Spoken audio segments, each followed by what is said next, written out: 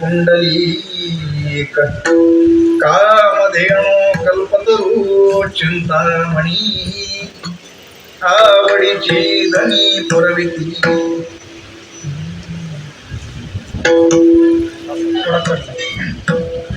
काय म्हणतात महाराज? श्रीमद जगद्गुरु तुकोबाराय या अभंगामधून आपल्या आवडीच्या गोष्टी या ठिकाणी विशद करतात. काय आवडे पंढरी भीमा पांडुरंग चंद्रभागा लिंग पुंडलिक. मला पंढरपूर आवडतं, चंद्रभागा आवडते, पांडुरंग राय आवडतात, पुंडलिक राय आवडतात. आता या सगळ्या गोष्टी आपण असं का आवडतात, तर त्याचं उत्तर तुकोबाराय दृष्टांत देऊन या ठिकाणी सांगतात. कामधेनु कल्पतरू चिंतामणी आवडीची धनी पुरविती.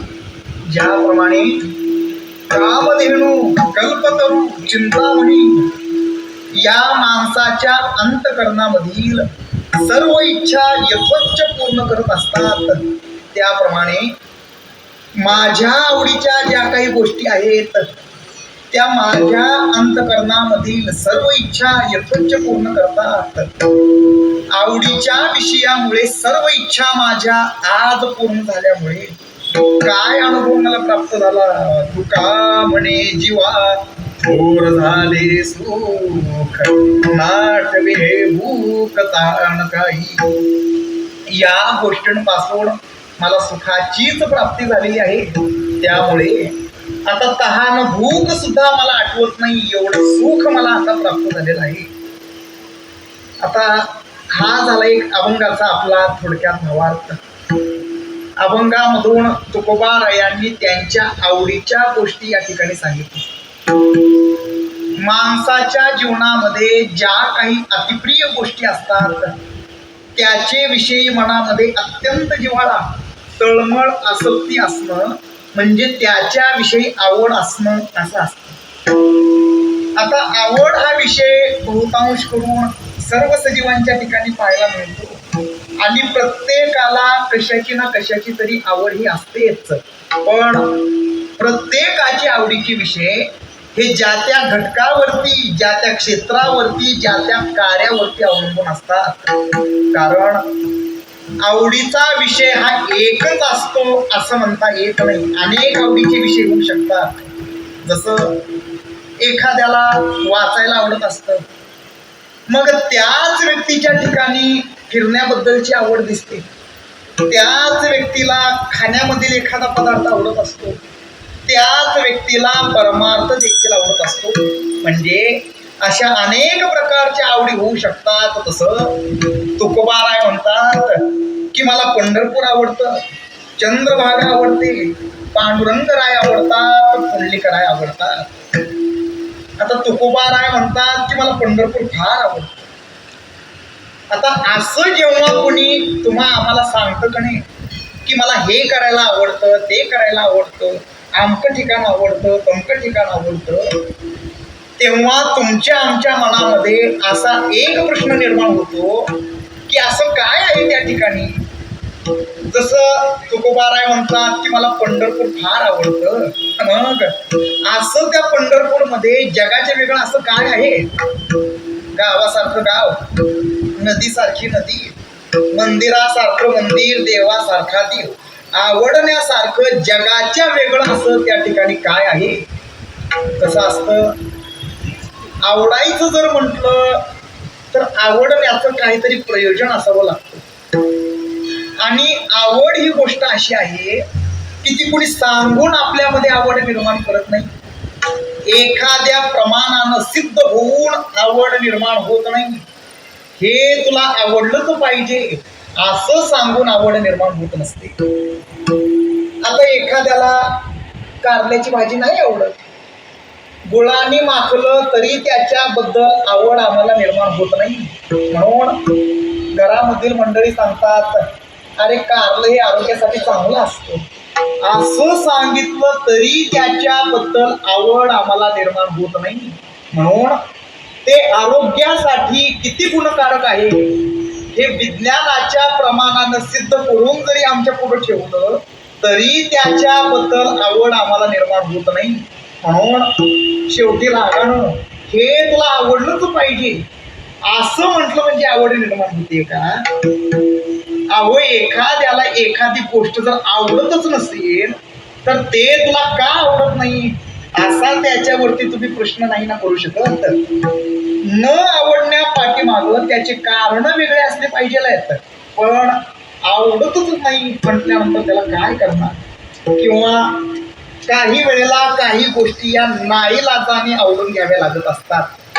म्हणजे एखाद्याला डॉक्टर होण्याची इच्छा असते पण नाईलाजाने शिक्षक व्हावं लागतं आर्थिक परिस्थितीमुळे अथवा अन्य काही कारणामुळे. पण आवड नसताना एखाद्याला आपल्याच घरामधील एखादी व्यक्ती कोणी आवडत नसते पण नाईलाजाने ती आवडून घ्यावी लागते, हा भाग निराळा. नंतर केव्हा तरी त्याच्याबद्दल आवड निर्माण होते. आवड निर्माण होण्याकरिता दोन धर्म आणि एक प्रयोजन असावं लागतं, तेव्हा ती आवड निर्माण होते आणि ती टिकते. ती कुणी सांगून धाक दाखवून प्रमाणाने सिद्ध होऊन आवड निर्माण होत नाही. कायद्याने आवड निर्माण करता येत नाही. युक्ती प्रयुक्तीने आवड निर्माण होत नाही. मग ती आवड कशी असावी लागते? अंतरी आवड असावी लागते. आता ही अंतरी आवड कशी निर्माण होते याचा विचार जर करायचा झाला तर तो सुद्धा जरा करता येतो. या जगतामध्ये प्रत्येकाला वेगवेगळं काही ना काही आवडत असतं. म्हणजे प्राण्यांना वेगळं आवडतं, पक्ष्यांना वेगळं आवडतं, माणसांना वेगळं आवडतं, देवाला वेगळं आवडतं, राक्षसांची आवड निराळी. आता प्राण्यांमध्ये सगळ्याच प्राण्यांना एकच आवडतं असं नाही, प्रत्येकाला वेगवेगळं काही ना काही आवडत असतं. आता त्या गाढवाला गावची उकिरडी फुकायला आवडतं म्हणजे हे काम सगळ्याच प्राण्यांना आवडतं असं अजिबात नाही. त्या वराहाला चिखल फार आवडतो, वाघ सिंहांना एकांतामध्ये गुहेमध्ये राहायला फार आवडतं. आता हे जसं यांच्या राहण्याच्या बाबतीत आहे तसंच यांच्या खाण्याच्या बाबतीत सुद्धा असाच प्रकार आहे. सगळ्याच प्राण्यांना एकच खाणं आवडत नाही, प्रत्येकाला वेगवेगळं आवडत असतं. वाघ सिंहांना मांसच खायला आवडतं, गाईला म्हशीला हिरवं गवतच खायला आवडतं, घोड्याला हरभरे खायला फार आवडतात. आता हे जसं प्राण्यांच्या बाबतीत आहे तसंच पक्ष्यांच्या बाबतीत सुद्धा हे असंच आहे. सगळ्याच पक्ष्यांना एकच खाणं आवडतं असं नाही, प्रत्येकाला वेगवेगळं आवडत असतं. राजहंस मोतीच वेचतो, बगळा मासेच खातो, चिमण्यांना टिपलेलं धान्य खायला फार आवडतं. आता हे जसं पक्ष्यांचं आहे तसाच माणसांचा प्रकार. सगळ्याच लोकांना एकच खाणं आवडतं असं नाही, प्रत्येकाची आवडीचे ठिकाण एकच असतात असंही नाही, सर्वांनाच परमार्थ आवडतो असंही नाही. प्रत्येकाच्या आवडी निवडी ह्या वेगवेगळ्या असतात. तसं तुकोबाराय म्हणतात की मला पंढरपूर फार आवडतं. आता तुकोबारायांना पंढरपूर का आवडतं? त्या गाईला म्हशीला हिरवं गवत खायला का आवडतं? एखाद्याला तिखट पदार्थ खायला का आवडतात? एखाद्याला विश्रांती घ्यायला का आवडते? एखाद्याला खोटं बोलायला का आवडतं? एखाद्याला लबाडी करायला चोरी करायला का आवडतं? प्रत्येक लोकांमध्ये ही अशी आवडीबद्दल भिन्नता का? तर त्याचं उत्तर म्हणजे असं की जो विषय असतो आणि जी प्रकृती असते त्याच्यामध्ये समान गुण असावे लागतात. आता गायीची प्रकृती ही अत्यंत सात्विक आहे. गाय ही सत्वगुणी आहे आणि तिचं जे काही खाद्य आहे म्हणजे गवत हे निसर्ग नियमानं उगवलेलं असल्यामुळे ते सुद्धा सात्विक असतं. त्याच्यामध्ये रजगुण तमोगुण अजिबात नसतो. असं दोन गुणांचं समीकरण जेव्हा व्हावं तेव्हा ते आवड निर्माण करत असतं. याच्या उलट एखाद्याला शिळ पदार्थ खायला आवडतात, तिखट अन्न खायला आवडतं, विटलेलं अन्न खायला आवडतं का? तर त्याची प्रकृती ही तमोगुणीच आहे. अहो, ज्याच्या प्रकृतीमध्ये 80% तमोगुण भरलेला असेल, 10-12% रजगुण असेल आणि एखादा दुसरा टक्का जर सत्वगुण जर असेल तर तशाच पदार्थाविषयी तशाच घटकाविषयी त्याची आवड जात असते. याच्या उलट ज्याच्या प्रकृतीमध्ये 90% सत्वगुणच भरलेला असेल तर त्याला सत्वात्मकच आवडलं जातं. जेव्हा विषयामधील हे दोन गुण समान होतात म्हणजे भोगाचे आणि भोगत्याचे हे दोन गुण जेव्हा समान होतात एकत्र येतात तेव्हा ते आवड निर्माण करतात. आणि जेव्हा व्यक्तीमधील गुणांची विषमता असते तेव्हा प्रकार वेगळा दिसतो. म्हणजे वाघ तमोगुणी आणि गवत सत्वगुणी, परमार्थ आवडणारा साधू सत्वगुणी आणि परमार्थ न आवडणारा अभक्त तमोगुणी. मग त्या अभक्ताला म्हणजे तमोगुणाला या सत्वगुणाची आवड कशी निर्माण होईल? जेव्हा विषयामधील हे दोन गुण समान होतात एकत्र येतात तेव्हा ते आवड निर्माण करतात. आणि एकदा आवड निर्माण झाली की त्या गोष्टी त्या एकत्रीमधून बाजूला कधीच जात नसतात. अहो त्या भुंग्याला त्या कमलकंदाची किती आवड असते. ते कमळ सकाळी उमलल्यानंतर तो भुंगा त्याच्यामध्ये जाऊन बसतो, त्यामधील मकरंद सेवन करत राहतो. सायंकाळ झाली तरी त्याचं भान त्या भुंग्याला राहत नाही. सायंकाळ झाल्यानंतर ते कमळ मिटल्यानंतर तो भुंगा आतमध्ये अडकून गुदमरून जीव देतो, पण ते कमळ ते शेवटपर्यंत सोडत नाही. हे असं का? त्या भुंग्यानं जीव दिला पण ते कमळ त्यानं अखेरपर्यंत सोडलं नाही. हे असं का? तर त्या भुंग्यामधील गुण आणि त्या कमळामधील गुण हे समान होतात एकत्र येतात आणि ते आवड निर्माण करतात. आता हे सगळं सांगण्याची गरज आपल्याला का पडली? तर आवड निर्माण का होते याच्यासाठी. कारण सगळेच माणसं आहेत, सगळ्यांना पंढरपूर माहिती आहे, पण तुम्हा आम्हाला ते आवडत नाही आणि तुकोबारायांनाच ते का आवडतं याच्यासाठी. तर याचं उत्तर म्हणजे असं की पंढरपूर मधील जे काही गुण आहेत ते आम्हा वारकऱ्याच्या अंगामध्ये असतात म्हणून तुकोबाराय या ठिकाणी म्हणतात आवडे पंढरी. आता हे पंढरपूर तुकोबारायांना आवडले खरं, पण आता ही पंढरी महाराजांना आवडली तरी नेमकी कशी? म्हणजे आध्यात्मिक दृष्टीने तुकोबारायांना पंढरपूर आवडतं का आदिभौतिक दृष्टीने महाराजांना पंढरी आवडली का आदिदैविक दृष्टीने तुकोबारायांना पंढरपूर आवडलं? कोणत्याही पदार्थाचे हे 3 रूप असतात, आध्यात्मिक, आदिभौतिक आणि आदिदैविक. आपल्या शरीराचं स्वतःच जे काही राहतं त्याला आध्यात्मिक म्हटलं जातं. याच्यामध्ये आदिभौतिक म्हणजे भूतांपासून निर्माण झालेलं आणि आदिदैविक म्हणजे देवादिकांपासून होणारं. त्रिविध ताप आतापर्यंत आपण जे जे काही ऐकत आलो होतं, आध्यात्मिक दुःख, आदिभौतिक दुःख आणि आदिदैविक दुःख. आध्यात्मिक दुःख कशाला म्हणावं? आपल्याच शरीराच्या रोगापासून जे काही आपल्याला दुःख होत असतं त्याला आध्यात्मिक दुःख म्हटलं जातं. आता आदिभौतिक दुःख कशाला म्हणावं? कुत्र, मांजर, साप, विंचू, शेजारचे लोक, बाजारची मंडळी यांच्यापासून जे काही आपल्याला दुःख होत असतं त्याला आदिभौतिक दुःख म्हटलं जातं. आणि आदिदैविक दुःख कशाला म्हणावं? मंत्र, तंत्र, राक्षस, पिशाच, देवादिकांपासून होणारं नैसर्गिक आपत्तीपासून जे काही दुःख होतं त्याला आदिदैविक दुःख म्हटलं जातं. म्हणजे कोणतेही सुख, दुःख, आवड, निवड या त्रिपुटीवरतीच अवलंबून असते. जे स्थावर दिसतं त्याला आध्यात्मिक म्हटलं जातं, जे अगोचर आहे, अदृश्य आहे त्याला आदिदैविक म्हटलं जातं. म्हणजे तुकोबारायांना हे पंढरपूर आवडलं. मग आता ही पंढरी आवडली तरी कशी? आध्यात्मिक दृष्टीने आवडली आहे का? म्हणजे त्या पंढरपूरच्या बाहेरच्या डोलाऱ्यानं तुकोबारायांना पंढरपूर आवडले का? नाही. आदिभौतिक दृष्टीने सुद्धा महाराजांना पंढरी आवडली नाही. मग आवडली तरी कशी? आदिदैविक दृष्टीने. कसं?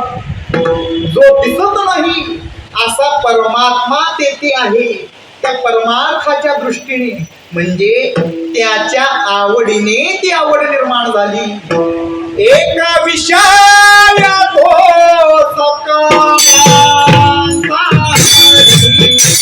एक विचार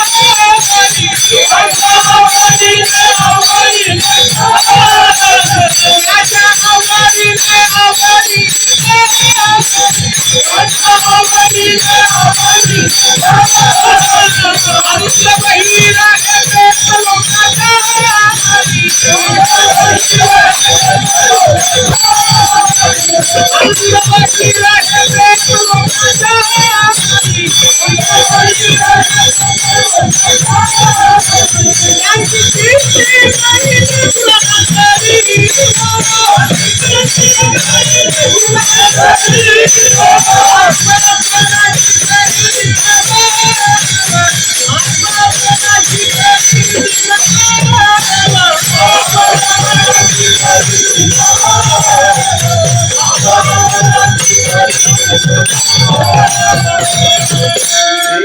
विषय तो सकळांचा हरी त्या एक विषय तो सकळांचा हरी त्याच्या आवडीने आवडी तरी. त्या डोळणींची काय अवस्था झालेली होती हो. सोय सुखाची झाली अनुभव एक एकी पाशी सांगतील भाव. अवघ्या अवघा हा कैसा नवलाव सर्व साक्षेची तेथेची त्यांचा जीव. ह्या डोळणी त्या भगवंता करता काय काय करायच्या. भगवंता करता सगळं काही आवडून घ्यायच्या. यशोदा मातेचं रागवणं सुद्धा भगवंता करता आवडून घ्यायच्या. भगवंतानं खोड्या काढल्या तरी ते सुद्धा आवडून घ्यायच्या. भगवंतानं मडकी फोडलं तरी ते सुद्धा आवडून घ्यायच्या. कशामुळं एक विषय तो सकळांचा हरी त्याच्या आवडीने आवडी तरी. याला म्हणावं आदिदैव दृष्टीने आवड. म्हणजे अशा पद्धतीनं तुकोबारायांना हे पंढरपूर आवडतं. कसं असतं पहा. एक मुख्य आवड असते आणि या मुख्य आवडी करताच दुसरी गौण आवड तयार होत असते. आणि या मुख्य आवडी करताच एखाद्या पदार्थाबद्दल विषयाबद्दल आपल्याला नावड सुद्धा कशाची तरी करून घ्यावी लागत असते. या अशा तीन गोष्टी परस्पराशी एकमेकांशी गुंतल्या गेलेल्या.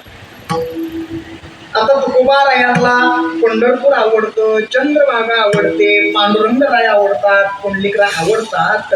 पण नेमकं आवडतं काय असते पहा. प्रत्येक संसारिक माणसांच्या घरी चार गोष्टी असतात. चार गोष्टींचाच प्रपंच असतो ना. धनदारा पुत्रय. मग आता एखाद्याला विचार बायको आवडते का. आवडते. मुलगा आवडतो का. आवडतो. पैसा आवडतो का. आवडतो. सत्ता आवडते का. कोणाला सत्ता आवडत नाही. सगळ्यांना आवडतं. बायको, पैसा, सत्ता, प्रतिष्ठा, संपत्ती हे सगळं जे काही आहे हे सगळ्यांनाच आवडतं. पण आवड म्हणून आवडतं की भोगा करता म्हणून आवडतं. मुला करता मुलगा माणसाला आवडतो का भोगा करता म्हणून मुलगा माणसाला आवडतो.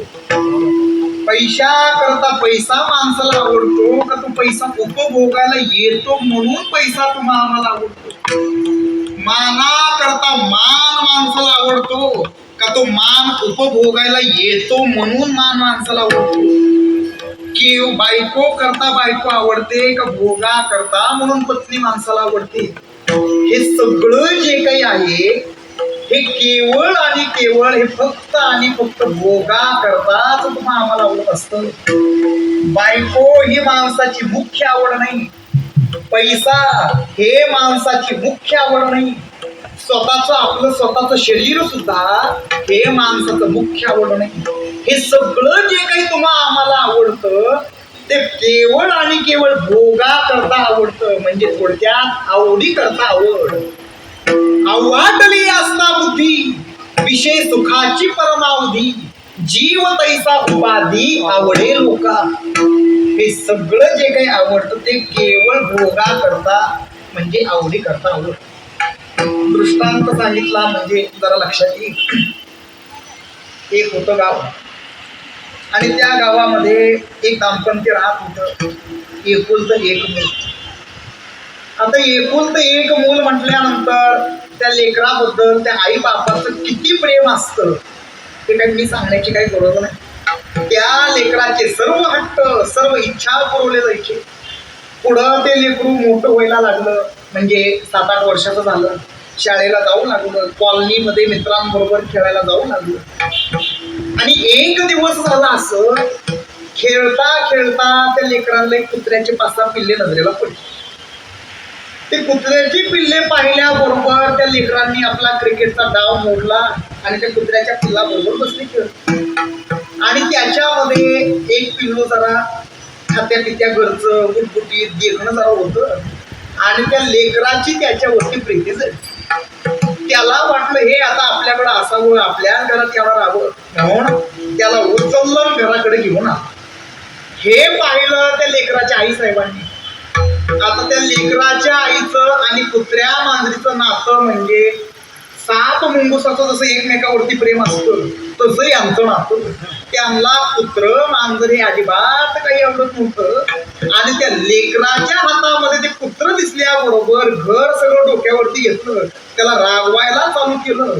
ते कुत्र याला काहीतरी इजा करेल म्हणून कसं बसं त्याच्या हातामधून सोडवलं आणि त्याला 2 फटके त्या कुत्र्याला मारल्याबरोबर ते ओरडत गेलं घराच्या बाहेर निघून. आता आपल्या आईनं हे असं केलं म्हटल्याबरोबर त्या लेकरांनी जमिनीवरती अंग टाकलं, डोळे पांढरे केले, लागलं मोठमोठ्याने रडायला. ते पाहिजे पाहिजे म्हणून भोंगा पसरायला सुरुवात केली. आता आपल्या लेकराची ही अशी अवस्था पाहिल्याबरोबर ती माता पळत बाहेर ते कुत्रा आणायला. ते अगोदरच 2 फटके खाऊन पुढे गेलेलंच होतं. यांना वळून मागं पाहिल्यानंतर त्याला सुद्धा वाटायला लागलं की दोनावरती यांचं कार्य भागलं नाही, आता दोनाचे अजून 4 मारते का काय म्हणून आणखीन ते पुढं पळायला लागलं. कसं बसं त्याला धरलं, उचललं, घरात आणलं, पाळलं, त्याचं बारसं सुद्धा करून टाकलं. इतकं तर नाही तर रोज सकाळ संध्याकाळ न चुकता त्याला आवडीनं 2 भाकऱ्या करून खाऊन आणायला लागल्या. आता पहा, त्या कुत्र्याच्या पिल्लाबद्दल त्या मातेला जी काही आवड आहे ही गौण आवड आहे. मुख्य काय, तो मुलगा. त्या मुलाकरता म्हणजे मुख्य आवडी करता ही गौण आवड आम्हाला स्वीकारावी लागत असते. आता सगळेच पदार्थ हे सर्वांनाच आवडत असतात असं नाही. आता जे पदार्थ त्या लेकराला आवडतात तेच पदार्थ आईला आवडत असतात असं नसतं. पण त्या लेकराला आवडतं म्हणून आवडीनं करायचे असतात आणि आवडीनं त्याला खाऊ घालायचे असतात. एरवी त्या पदार्थाकडे ती बघणार सुद्धा नाही. पण कधीतरी खाता खाता ते लेकरू म्हणतच की तू जसं मला यातलं खाऊ घालायला लागलीस तसं यातला एक घास मी सुद्धा तुला खाऊ घालतो.